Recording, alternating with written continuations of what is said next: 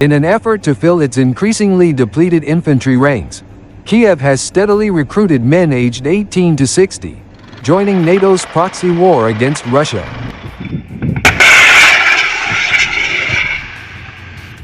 The forced mobilization of civilians is in full swing in Ukraine, whose population of around 38 million compared to Russian 144 million, has struggled to recruit enough troops, especially to fight in frontline positions where they bore the brunt of attacks and suffered heavy losses.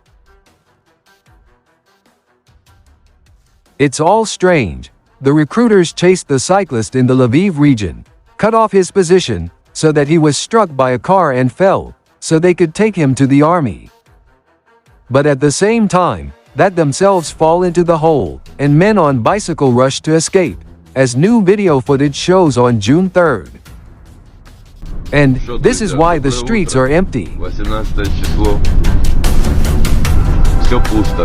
Людей нет, никого нет. Люди! Люди!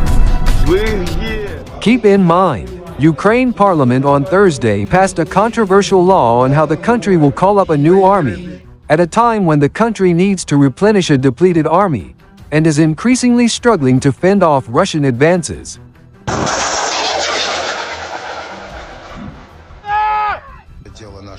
Meanwhile, in December 2023, Zelensky said the Ukrainian military wanted to mobilize up to 500,000 more troops. Now, the daily number of forced mobilization videos in various regions increased drastically after the new law was implemented. In a sad sight, a man aged around 55 was forcibly pulled down the street in Dnipro, Zelensky's home region. His wife tried her best to give help from some of the recruiters, who wanted to take her husband to the last mile in Ukraine, by sending unwilling men to the front lines.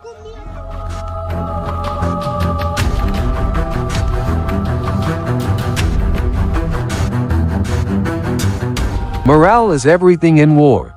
Sending unwilling men to the front lines, Ukraine is simultaneously destroying the morale of its own troops, and raising morale among the Russian troops, who view this video.